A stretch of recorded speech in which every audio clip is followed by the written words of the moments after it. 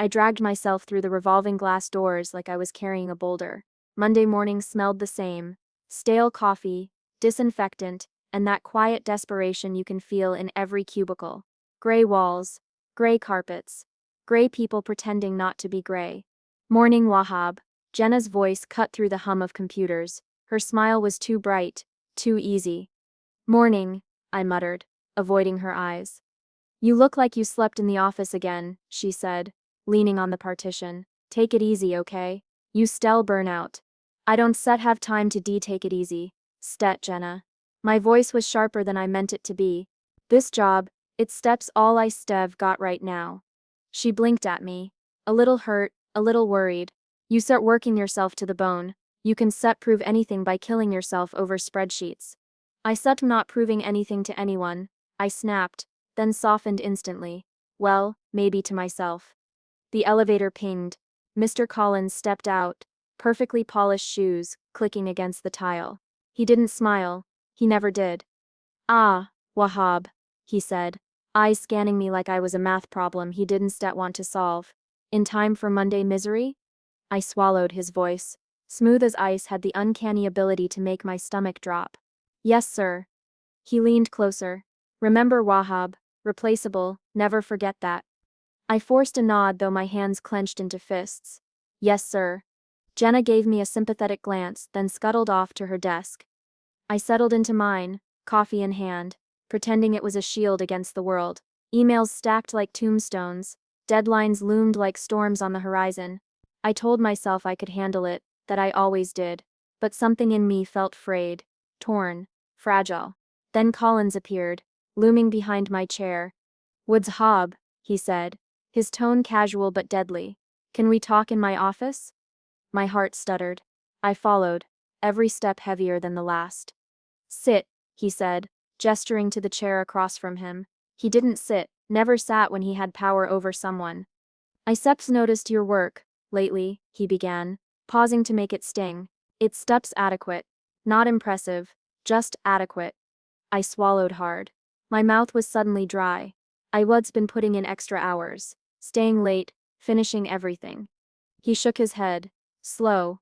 Wahab, let me be clear. Adequate doesn't cut it here. I need exceptional. You know this. Yes, sir, I muttered, though my chest tightened. I still do better. He leaned in, eyes cold. Or you could just leave. You supper replaceable after all. No hard feelings. I felt the world tilt. My throat burned. My vision narrowed. Yes, he said smoothly, as if he were discussing the weather. You fired. Time froze. My brain refused to process the words. Fired. Me. After everything. No, I whispered. My voice was weak, almost pathetic. I need this job. I can stet. Then maybe you need to ask yourself why I should keep you. His gaze was sharp, calculating. Prove you belong here or don't bother showing up again. I left his office like a ghost, coffee untouched, shoulders heavy. The fluorescent lights of the cubicle farm felt like spotlights on my shame. Jenna appeared beside me, whispering, Are you okay? Yeah, I'm fine, I lied. My hands shook, but I clenched them so she wouldn't see. Wahab, you don't deserve that. I gave her a small, brittle smile. Thanks. Back at my desk, I stared at my computer screen, but I couldn't see the numbers, the emails, the endless tasks. All I could see was my dad's face. The way he'd always said I'd fail, the way I'd promised myself I'd be different. And suddenly, that promise felt like it was slipping through my fingers. But deep down, somewhere behind the shock and the panic, a spark flickered.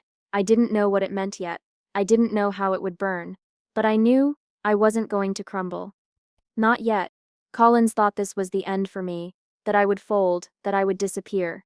He had no idea that the real story, my story, was just beginning. The knock on my office door was sharp, a rhythm that made my stomach sink. Come in, Collins' soft voice said. Calm, cold. I pushed the door open and stepped inside. His office was pristine, sterile, not a paper out of place. The kind of place that felt like it existed just to remind you how small you were. Sit, he said, without looking up from his laptop. I hesitated. My gut told me to fight it, but my legs moved anyway. Get straight to the point, he said finally, eyes snapping to mine. You start fired. The words hit me like a sledgehammer. Excuse me? I managed. My voice sounded foreign, shaky. You heard me, he said, calm, almost bored, effective immediately. Pack your things. My chest collapsed. My brain refused to process. No warning, no memo, no performance review, just fired. Wait, but I stayed late. I handled the Carter project when no one else would. My voice cracked under the weight of disbelief. He raised an eyebrow, leaning back in his chair, smirk forming. I don't set neat excuses, Wahab. You were adequate, nothing more. Frankly, that set's generous. Adequate. Generous. Words like knives wrapped in velvet. I swallowed, my mouth dry. Adequate? I has Bev done more than anyone else here. Maybe, he said, shrugging. But maybe that sep's the problem. You think you suffer trade in indispensable. You suffer trade in not, never were. My hands trembled. My mind screamed. My mouth stayed silent long enough for him to notice. You can't be serious, I muttered finally, my voice barely a whisper. He leaned in, closer than necessary. Oh, I sep serious. Deadly serious. You see, Wahab, I like watching people break. Some of them fight, some crumble. I didn't stet answer. I couldn't stet. Go ahead, he said, gesturing to the door. Prove me wrong. Show me the fight. Or leave. I stumbled out. My hands shook. Papers in my arms threatened to scatter like my dignity. By the time I hit the hallway, whispers had started. Just low murmurs at first, then sharper. Fired? Really? Wahab. What happened? I didn't stet answer. I didn't stet have it in me. Jenna appeared at the end of the hall. Wahab, are you okay? I blinked at her. I'm fine. The lie tasted bitter. Her eyes searched mine. That wasn't stet fair. You sev done everything. I know, I whispered, but it sounded hollow even to me. Back at my desk, my fingers hovered over the keyboard. Emails, spreadsheets, deadlines, all meaningless now. My mind replayed Colin's smirk, his satisfaction, the way he enjoyed this, like it was entertainment. And then my father Sep's voice crept in. You still never make it. The sting of old failures, of every insult, every disappointment, sharpened, every long night, every skipped meal, every sacrifice, it all felt invisible now. I clenched my fists until my nails dug into my palms. You think this is the end? I muttered to the empty office. You think I still just disappear? Collins had underestimated me, badly. I walked to the break room, needing air. The fluorescent lights flickered as if mocking me. I poured a cup of coffee, hands trembling, the bitter taste grounded me, focused me. Wahab, someone called. I turned. It was Mark from accounting. I heard what happened. Sorry, man. That sip's rough. Yeah, I said, not trusting my voice. Thanks. I left before anyone else could speak, out into the street. The city was loud, cars honking, people talking, life moving as if I didn't exist. But I did exist. And right now, I existed in a rage so sharp it could cut glass. I walked without direction, heart pounding, mind racing. Collins thought he had won, thought he had broken me, but something inside me snapped. Not broken. Snapped, like a wire stretched too far, finally recoiling with dangerous force. I remembered every late night, every ignored text from my mom, every missed birthday, every time I pushed myself past exhaustion to prove I wasn't a failure. He thought he could erase that. He thought he could humiliate me, and I'd vanish quietly. He underestimated me. And for the first time since he fired me, clarity came, a cold, precise thought. This is instead over. Not by a long shot.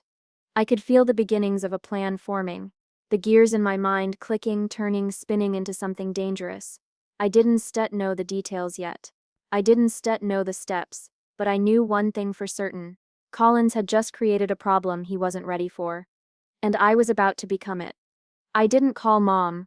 I couldn't. She always said, be strong, don't make noise. Her voice echoed in my head as I walked home, shoulders heavy, stomach tight, every step loud in my own ears. Fired, just like that. I replayed the office over and over. Collins leaning back, smirk curling, adequate. Nothing more. My chest felt like it had been crushed under a vice. Why me? Why now? My phone buzzed. I glanced down. I'm so sorry for. I stared at the screen. Her words blurred. I didn't reply. Not yet. I reached my apartment. The door closed behind me with a soft click, but it sounded like a scream in my head. I didn't turn on the lights. I didn't move much at all. I just sat on the edge of the bed, staring at the wall, letting the silence swallow me whole.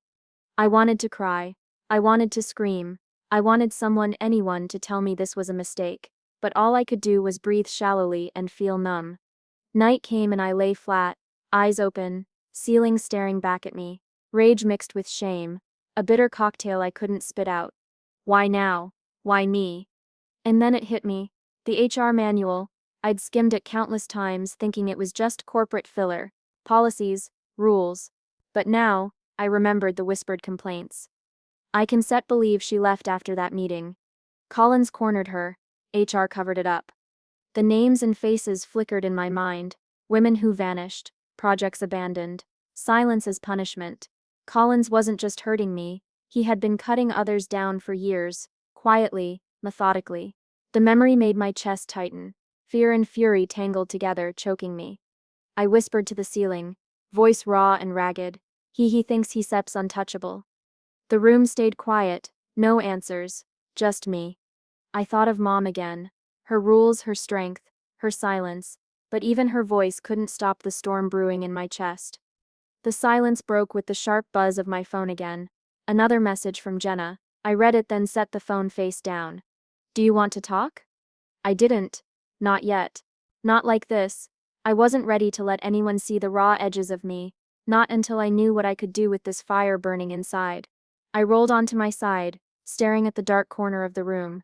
Thoughts circled, fast and dangerous. Every slight, every humiliation, every insult from Collins, the adequate comment, the smirk, the casual cruelty, it all rewound in my mind like a film I couldn't pause. I clenched my fists under the blanket, my nails dug into my palms. Pain anchored me. Pain reminded me I was alive. Pain reminded me I wasn't broken. Not yet. The more I thought, the clearer it became. Collins wasn't just a boss. He was a predator, a manipulator, and he had preyed on me for years, under the guise of leadership. I let the rage grow. Let it pool deep in my chest, tight and heavy. No more, I whispered, teeth clenched. No more silence.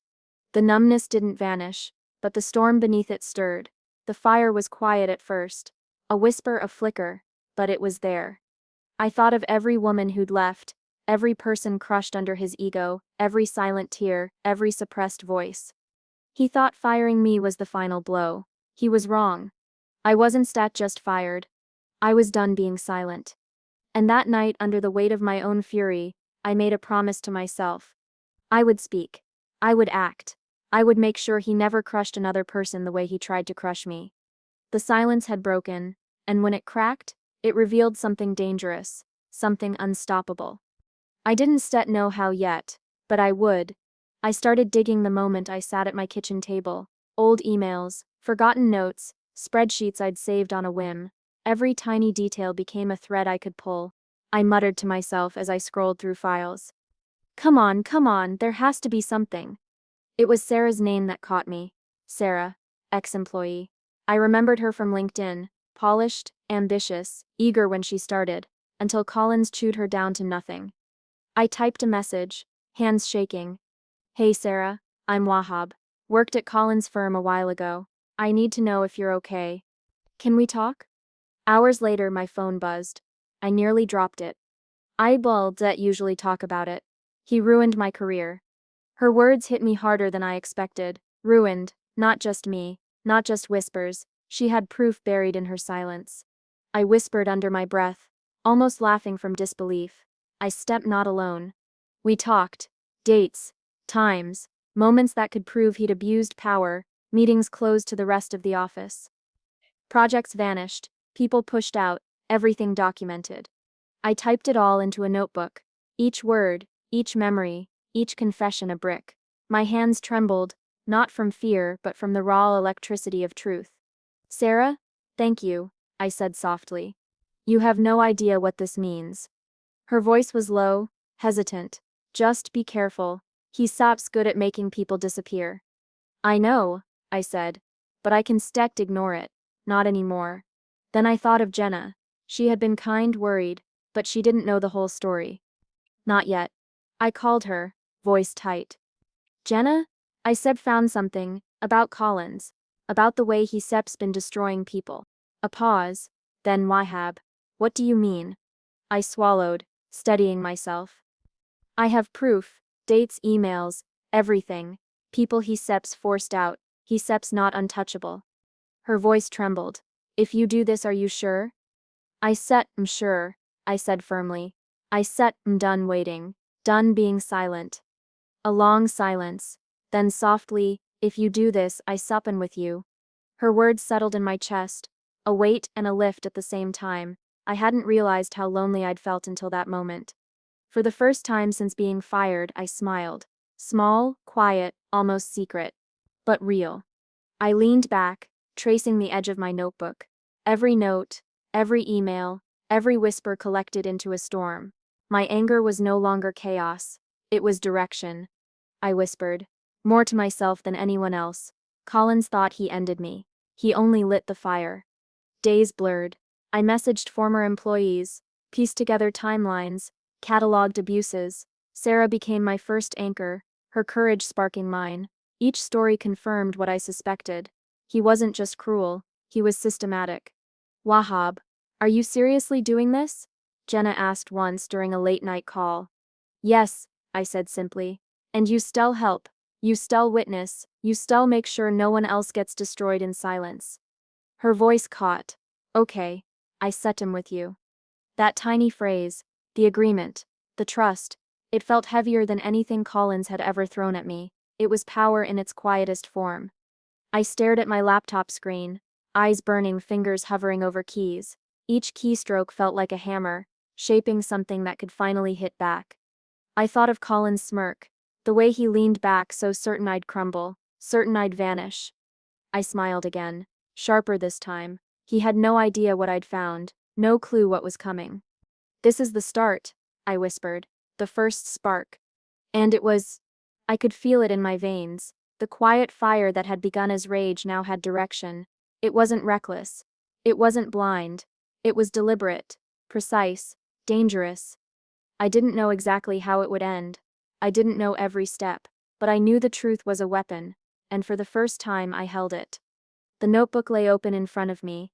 Names, dates, facts, evidence, every suppressed voice now spoken through me. I sent a final message to Sarah that night. We shall expose him together. Her reply was simple, yes. Finally. Finally, the word felt like a release, a promise, a prelude to something inevitable. Collins thought he'd silenced me. He thought he'd ended me. He had only sparked a fire that wouldn't stop until it burned everything he had built.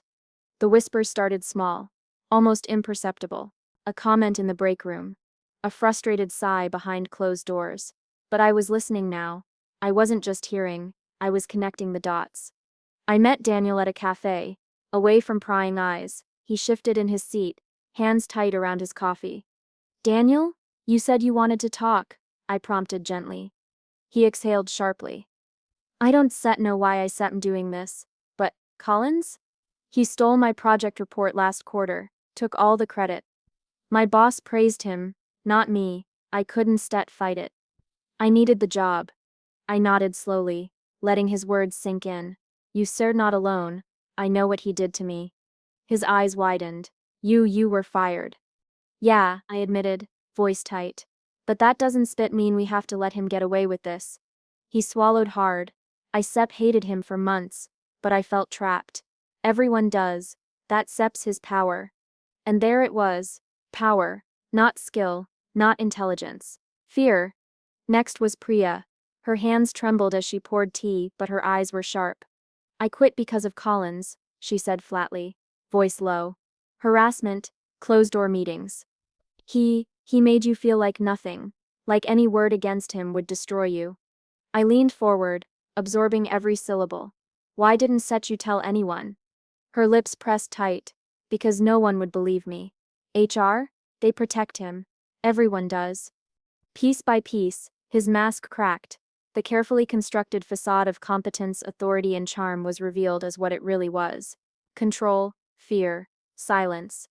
Each story felt like another blade in my arsenal, each confession a brick in the wall I was building against him. Back home, I stared at my laptop, my fingers hovered over the keyboard. I drafted an anonymous tip to HR. Collins has repeatedly harassed employees. Credit theft, intimidation, witnesses available. I sent it. Nothing. Hours later, a terse reply: "We've looked into it. No further action required." I let out a bitter laugh. Of course, I muttered. The system protects him. I slammed the laptop shut, chest tight with frustration. But the fire inside me had grown. Frustration was fuel. Rage was focus. That night, I reopened my laptop, determined. I began my report to the labor board. Every detail, every project, every email, every testimony I'd gathered from Daniel, Priya, Sarah. I typed and retyped, my hands trembling with anticipation and fear. I whispered under my breath, voice low and dangerous: "This is it. No more hiding. No more silence." I detailed his manipulation, his abuse, his stolen credit, the intimidation, each word precise, deliberate, proof attached, screenshots, emails, timestamps. Hours passed. My eyes burned, my fingers ached, but I didn't stop. I couldn't. Finally, I leaned back and read through the report one last time. "This is everything," I murmured. "No gaps, no excuses, no chance for him to wiggle out." My thumb hovered over the send button. I closed my eyes, imagining Colin's smirk. That smirk wouldn't survive this. Not when the truth came down on him like a hammer. I pressed send. The screen confirmed delivery. My chest heaved, fingers shaking, but the fear was gone, replaced by something else. Power, control, justice. I whispered into the dark room, voice raw but steady: "I am no longer his victim." I sat there for a long time, letting the weight settle. Each story I'd collected, each voice I'd amplified, was a victory, not just for me, but for everyone who had been silenced by him. Daniel's voice echoed in my mind. That's his power. Not anymore. Precept's words followed. No one would believe me. I had believed. I had documented. I had acted. And now, the mask he wore every day in the office, the one that made people fear him, respect him, and obey him blindly, was starting to crumble. I didn't know what the labor board would do next. I didn't know if they'd take him down immediately or drag their feet, but it didn't matter. For the first time, I felt the surge of control. My silence had been broken, my rage had a target. Collins had thought firing me was the ultimate power move. He was wrong. I leaned back, fingers still trembling, and allowed myself a small, sharp smile. Masks were falling, and I was still standing. I saw him first across the crowded room at the networking event. Collins, smug, perfectly polished, the picture of confidence. He didn't see me, or he pretended not to. His smirk was all teeth and arrogance. "Wahab," someone called, breaking my focus. I glanced at Jenna. She nodded, subtle, almost imperceptible. I walked past him, head high, shoulders steady. He caught my movement, finally turned, and for a split second, that smirk faltered. Later he approached, hand extended. "Wahab, fancy seeing you here." I shook it, firm. "Mr. Collins." He laughed, a little too loud. "Heard you you're keeping busy." "Always," I said, tone casual. Inside, my heart was calm, steady. The storm had started long before tonight. HR pretended nothing was happening. Smiles, nod, polite avoidance. But the labor board had already begun. Investigations quietly underway. Executives whispering, dates checked, emails cross-referenced, people talking. I could see it in Collins, the cracks in the mask he wore so well. He stopped laughing so loudly in meetings. His posture, once commanding, slumped just a fraction. The confidence that had made people afraid to challenge him wavered. I watched him from across the room during a presentation. His hands shook slightly as he gestured. He coughed, clearing his throat, more than usual. Later I caught up with Jenna outside the hall, phone in hand. "He knows," she whispered, eyes wide. "What?" I asked. "Collins. He knows. He knows where the investigation is real. that the labor board is serious. A shiver ran down my spine. My chest tightened, not with fear but with a sharp, dangerous exhilaration. Power. Real power. I whispered under my breath, voice low. Finally. We lingered at the edge of the crowd, watching him interact with colleagues. Once his eyes flicked to me, a flash of something like panic or maybe recognition, before he masked it with a tight-lipped smile. "Did you see that?" Jenna said softly. "I did," I murmured. He Seps cornered. For the first time, he Seps the one under pressure. I thought back to all the work I'd done. Notes, emails, witness statements. Every confession collected like evidence in a storm I'd orchestrated silently. Collins had thought firing me would end me. He'd thought it would bury my voice. He was wrong. Now the whispers were louder. Executives reviewing him. HR pretending. Labor board taking notes, collecting facts. And for the first time, I wasn't invisible. I wasn't powerless. I watched him glance around nervously, eyes darting, a hand subtly fidgeting with his tie. Small tells, but for someone like him, huge cracks. Jenna nudged me. "You did this." I shook my head. "We did this. All of us," he silenced. Her eyes were wide, filled with awe, relief, validation. I smiled faintly, sharp, controlled. "Masks are falling, Jenna, one by one, and he can stop it." We lingered there, silent, letting the tension build. Around us the party continued. Laughter, clinking glasses, but in my mind the storm had broken. Colin's control, his empire of fear, was beginning to crumble. Every step he took felt calculated now, cautious, every word measured. And I felt something I hadn't felt in years, the quiet satisfaction of watching someone's arrogance bend under the weight of truth. I whispered under my breath, more to myself than anyone else, "The tables have turned." He thought he had power. He thought he could destroy me. He thought firing me would keep his secrets safe. But the storm had already begun, and now, Collins was in the eye of it. My phone rang. Collins' name flashed on the screen. I froze. For a fraction of a second, the old reflex kicked in, the part of me that flinched at his voice, that trembled at his presence. But that part was gone now. I answered. "Wahab, we can fix this." "Let's talk," his voice said, smooth but trembling beneath the surface. I laughed. Bitter, hard. "Fix this? You mean fix you?" There was a pause. I could almost hear him trying to recalibrate. I shook my head, leaning back in my chair. "You didn't realize? You fired me without reason. You crushed people under your ego. You thought you could erase us. Erase me. And now? Now? I just want to make it right," he stammered. My laugh cut through the line again, sharper this time. "Make it right. Collins, you said you're not scared of me. You said you're scared of losing everything. Your empire, your reputation, your little kingdom of fear. Karma. Karma has a funny way of circling back. Does instead it." He swallowed audibly. I cut him off. "No, you don't get to explain. You don't get to charm me anymore. That smirk you had when you said fired set. I remember it. Every second, every ounce of pleasure you got from watching me crumble." I could hear the crack in his voice, the tremor under the polished tone. That wasn't arrogance. That was fear. Pure, raw fear. Wahab.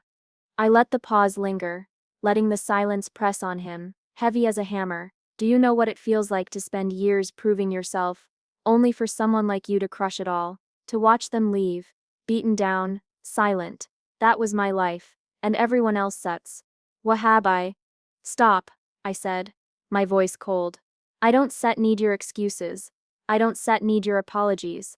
I don't need anything from you. You weren't just a boss. You were a predator, and predators don't get to dictate their own endings." I hung up. The line went dead, but I didn't feel the old emptiness. I felt something heavier, satisfaction. Empowerment. The storm I had started was now swirling right over him, and he could feel it. More stories poured in after that. Anonymous testimonies, employees finally speaking, former assistants, colleagues, victims of his little empire of fear, screenshots, emails, recorded conversations, every whisper I'd collected, every confession I'd coaxed from Sarah, Daniel, Priya, it all merged into a wave that would drown him. I watched him in meetings now through the grapevine.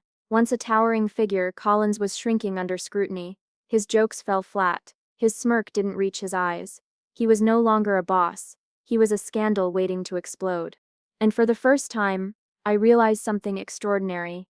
I didn't need his approval anymore. I didn't need his recognition. I didn't need his job, or his praise, or the validation that I had once thought defined me. What I needed was justice. For me, for every person he'd crushed silently, methodically, for the ones too afraid to speak, for the ones who left thinking no one would fight for them. I poured another cup of coffee, watching the city lights blur through my window. My fingers hovered over the keyboard. I could write. I could document. I could make the truth undeniable. I whispered to the quiet room, voice low but fierce. This is for everyone you thought you could silence. Collins had thought firing me would end the story. That was his arrogance talking again. He didn't understand that stories like this don't die. They grow fueled by the anger and courage of those left behind. I started typing again, assembling everything I had, detailed reports, emails, screenshots, testimonies, each piece precise, deliberate, impossible to ignore. Jenna's messages popped up between paragraphs. You okay? Yes. I typed back, better than ever. Her simple words were grounding, but the power coursing through me was intoxicating. I wasn't just retaliating, I was dismantling the illusion of him, piece by piece, evidence by evidence, truth by truth. I imagined his reaction when the labor board reviewed the files, when executives saw the patterns, the abuse, the systematic silencing, the same pattern I had uncovered, I realized, existed in every corner of his office. Fear, manipulation, control. And now? Now it was turning against him. I leaned back, staring at the ceiling. The past months, the betrayal, the humiliation, the rage, they had all led here. I didn't feel broken anymore. I felt whole, strong, purposeful. I whispered again, to no one but myself. You thought you were untouchable. You thought you were safe, but the truth is heavier than fear, and it always finds its way home. For the first time I felt light. The chains of needing his approval, of fearing his wrath, were gone. All that remained was clarity, focus, and justice. And I would see it through. Collins had regrets now, yes, but regrets alone couldn't save him. Truth could, evidence could, justice could. And I had all of it. The boardroom smelled of polished wood and tension. Executives sat stiff, hands folded, eyes sharp. Each HR avoided my gaze entirely, as if pretending I wasn't there could erase the months of torment, the silence, the lies. And then I saw him, Collins, pale, sweating, fingers drumming nervously on the table. The smug, untouchable boss I had once feared was gone. The labor board had delivered their findings: harassment, retaliation, wrongful termination. Every accusation I had painstakingly documented, every story I had gathered, it had weight, evidence, proof, justice. The lead investigator spoke first. Mr. Collins, we reviewed your conduct.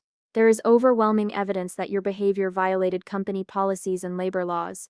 You are to be relieved of your duties effective immediately. Collins' face turned a shade whiter. His mouth opened, closed, opened again. No smirk, no charm, just panic.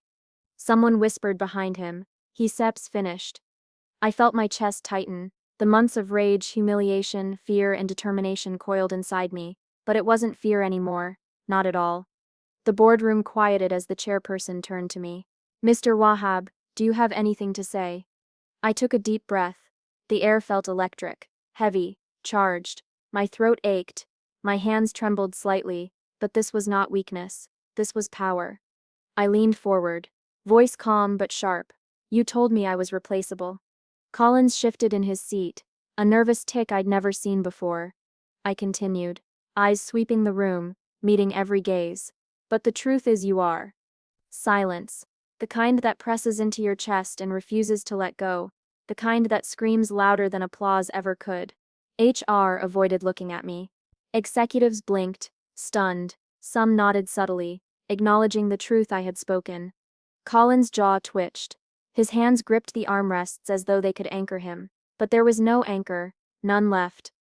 Effective immediately, the chairperson said again, voice firmer this time, "Mr. Collins will be escorted from the premises." I watched him rise, trembling, trying to pull his composure together. His eyes flicked to me, searching for something: respect, fear, dominance. There was nothing to find. I gave him nothing. The door opened, two security officers entering silently. "Mr. Collins, please come with us." He swallowed, nodded stiffly, and allowed himself to be led out. Head down, empire collapsing behind him. The sound of his shoes against the marble floor echoed in my chest like a victory drum. I exhaled finally, feeling the weight of the past years slip away. Months of humiliation, of late nights spent documenting, of whispered conversations and stolen courage, it all led here. An executive leaned over, voice low, almost reverent. You did this." I shook my head, a small, wry smile on my lips. "We did this, all of us," he silenced. "Finally, the truth is louder than fear." Jenna was next to me, her eyes shining, mouth slightly open. She whispered, "I can believe it, you actually did it." I grabbed her hand briefly. "We did it." He underestimated us. He underestimated me. A few employees who had been too afraid to speak came forward, murmuring thanks. Their eyes were wide, full of relief, validation. Some wiped tears quietly. Others nodded silently, respect and recognition radiating without words. I felt a surge of satisfaction unlike anything I had experienced. Not revenge for the sake of revenge. Justice, real, undeniable, unshakable justice. Colin's absence left a strange vacuum in the room. Chairs sat empty at the head of the table, and the energy shifted instantly. People leaned forward, no longer fearful. Decisions once stifled by his intimidation could breathe. I thought back to the moment he said, "You're fired." The smirk, the smugness, the power he thought he wielded over me. Now it was gone. Every shred of it evaporated. HR whispered among themselves, papers rustling nervously. Their polite avoidance couldn't hide their awareness. They had failed to protect employees for too long. I felt a lightness in my chest I hadn't known in years. Relief, satisfaction, triumph. It all blended into something quiet, profound. The labor board chairperson cleared their throat. "Mr. Wahab, your actions, your documentation and your courage have ensured that accountability has been upheld. The company will move forward with new leadership and policy reforms."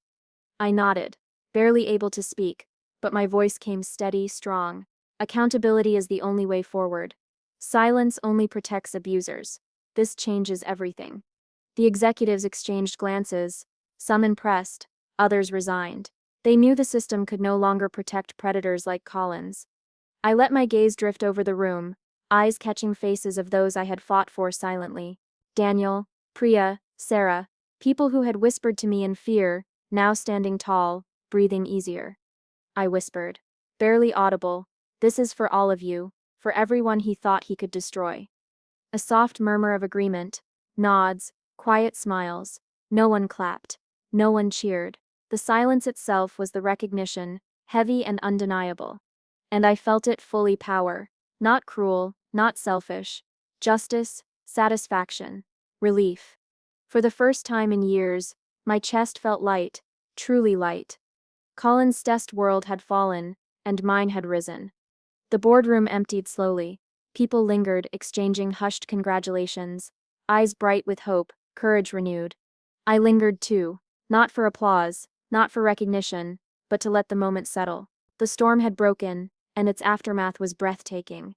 I whispered again, voice low, firm, "You thought you were untouchable, you thought you controlled everything, but truth is heavier than fear." Outside, the sun set over the city, painting the windows in shades of gold. I could feel it: freedom, release, possibility. For the first time, I wasn't just surviving, I was standing, triumphant. And Collins? Gone. Life after revenge wasn't simple. Not in the way people think. It wasn't fireworks or instant satisfaction. The mornings were the hardest. I woke up to the silence of my apartment and the weight of months of humiliation still stitched into my mind. Scars, invisible but raw, doubts that crept in, whispering, "What if it wasn't enough? What if they don't see it? What if he comes back?" But there was something else now: freedom. Real, undeniable freedom. I joined a new company, one with walls that didn't feel like cages. Jenna was there, already settled into her desk. When I walked in, she looked up, smiled, and waved me over. Hey, she said, eyes bright. We Sep got a team waiting for us. I sat down, letting the chair creak under me. Feels different, I admitted. Good different, I hope, she teased. I smiled, small but genuine. Yeah, good different. The first few weeks were a blur of onboarding, meetings and learning curves. I made mistakes, of course. I always did. But now I owned them instead of fearing they would be used against me. I laughed at myself sometimes. Made Jenna laugh too. The sound of it, her laugh, felt like sunlight breaking through years of clouds. One afternoon, my phone buzzed. A message from Sarah. Thank you. I stared at it. My heart clenched. She wasn't thanking me for me. She was thanking me for standing up, for taking the first step, for proving that silence wasn't the only option. I typed back quickly, fingers trembling a little. We did this together. You too. She replied almost instantly. I know. It means the world. I put my phone down and looked out the window. The city was alive, vibrant, unaware of the storms we'd weathered, and for the first time, I felt like I belonged not just in a company, but in my own life. Mom called that evening. She never fully understood what had happened with Collins, never the intricacies, the manipulations, but she had always said, be strong, don't make noise. Now she sounded proud, quietly proud. I heard about everything, she said, voice soft, almost trembling. I don't say it enough, but I am proud of you, Wahab. I swallowed hard. Thanks, Mom.